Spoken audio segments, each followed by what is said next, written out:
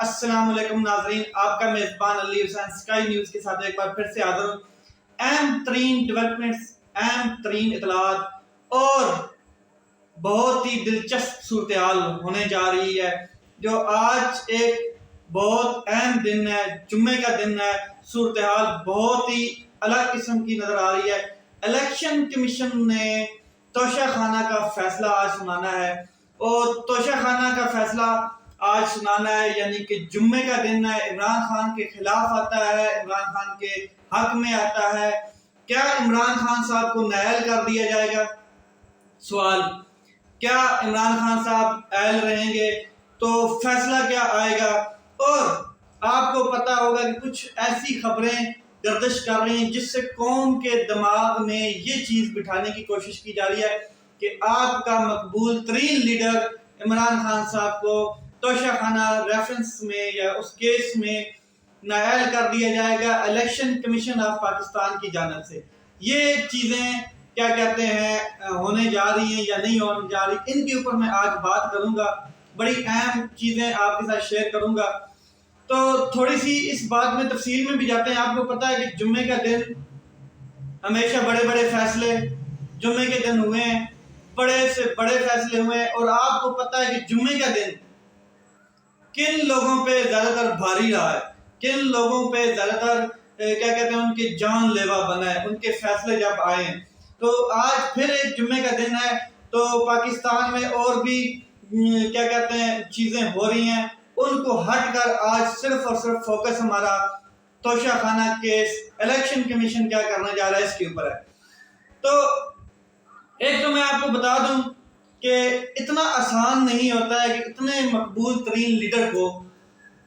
کیا کہتے ہیں فوراً نائل کرنا، کسی بھی مقبول ترین لیڈر کو، خاص کر کے اس وقت جب وہ اپنی مقبولیت کے عروج پر ہو۔ جب نواز شریف کی نااہلی ہوئی تھی، میں آپ کو بتا دوں، تب نواز شریف صاحب پاکستان میں اتنے مقبول نہیں تھے۔ اس کا ثبوت آپ نے دیکھا ہے کہ جیسے ان کو نکالا گیا تھا تو انہوں نے ایک مارچ کیا تھا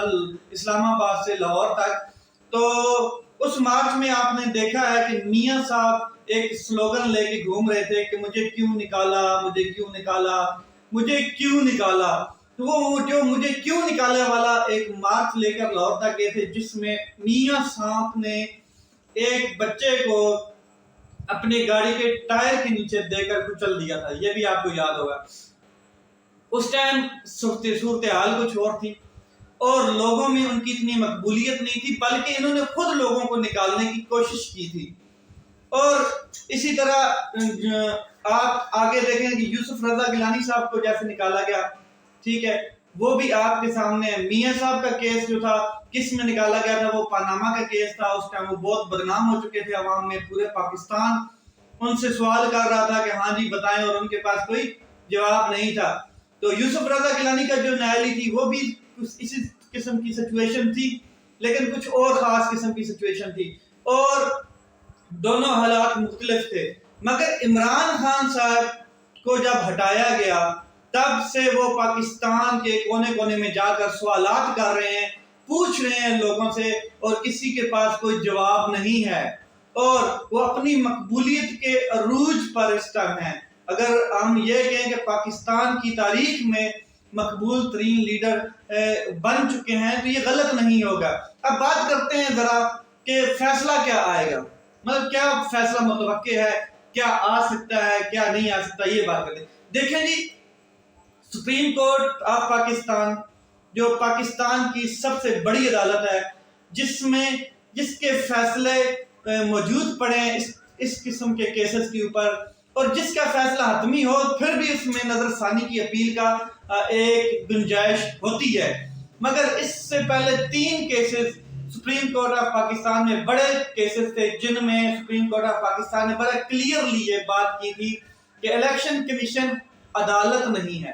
الیکشن کمیشن ایک کیا کہتے ہیں انتخابات کرانے والی ملک میں ایک ادارہ ہے، ایک باڈی ہے، مگر وہ عدالت نہیں ہے۔ یہ پاکستان میں الیکشن کروائے اس کے پاس اختیار ہے، اس کے حوالے سے کاغذات نامزدگی، یہ وہ چیزیں جتنی بھی ہیں کینڈیڈیٹس کے حوالے سے سارے اختیارات وہ رکھتا ہے، لیکن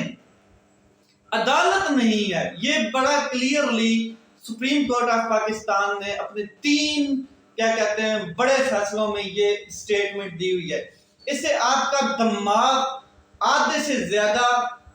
کیا کہتے ہیں اس کا بوجھ اتر گیا ہوگا. آپ کو سمجھ آ گئی ہوگی کہ الیکشن کمیشن ایک عدالت نہیں ہے.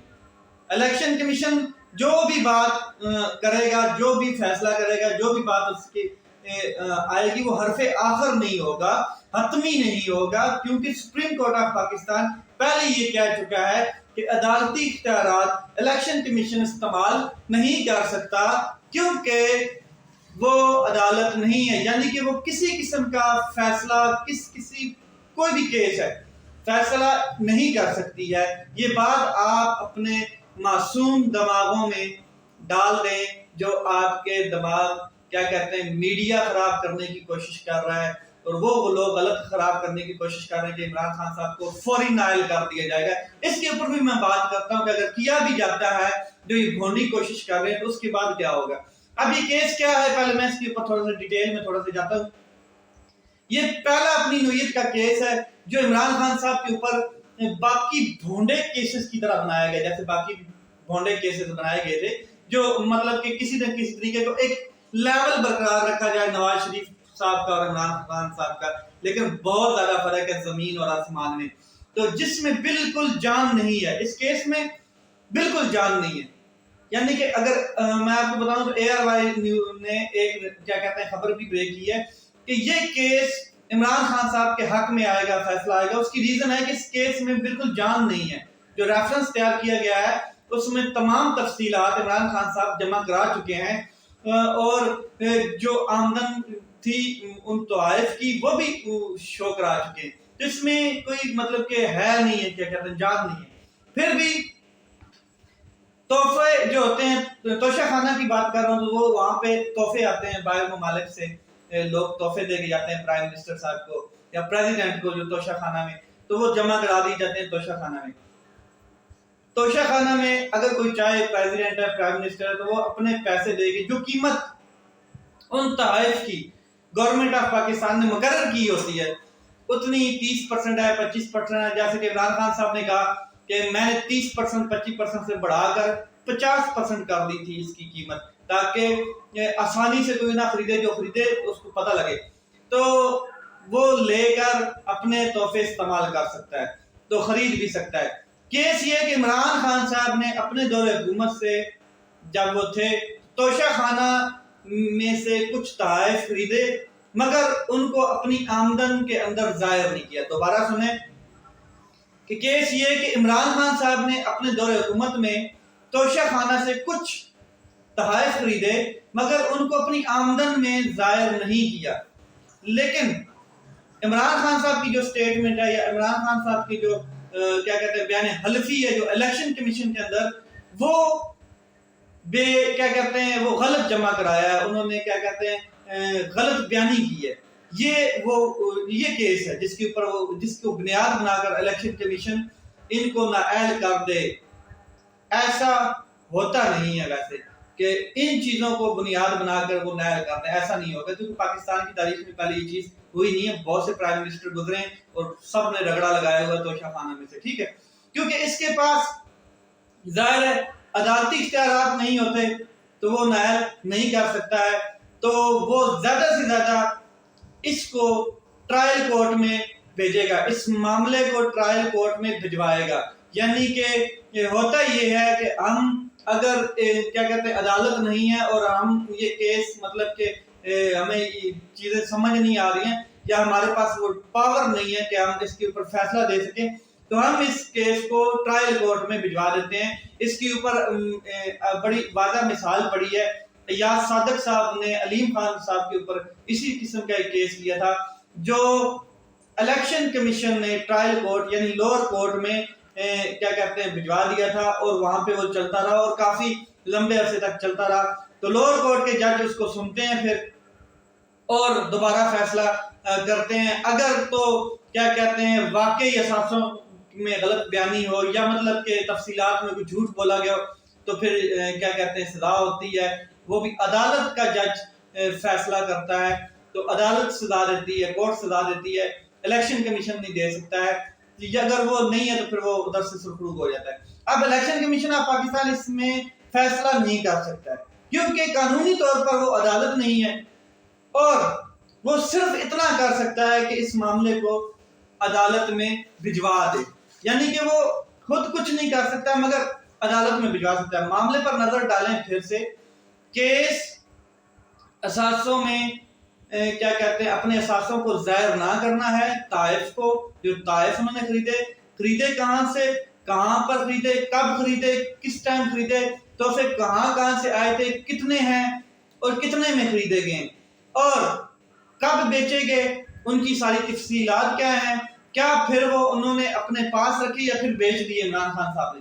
جیسا کہ عمران خان صاحب نے سٹیٹمنٹ دی ہے کہ جو طائف میں نے توشہ خانہ سے خریدے تھے وہ بیچ کر فوراً ان کو ترقیاتی کاموں میں لگایا، یعنی کہ چھوٹی موٹی سڑک بنا دی گئی اس طرح کے، لیکن ان کی ڈیٹیل میں نے دی ہوئی ہے، مگر اس لیے کہ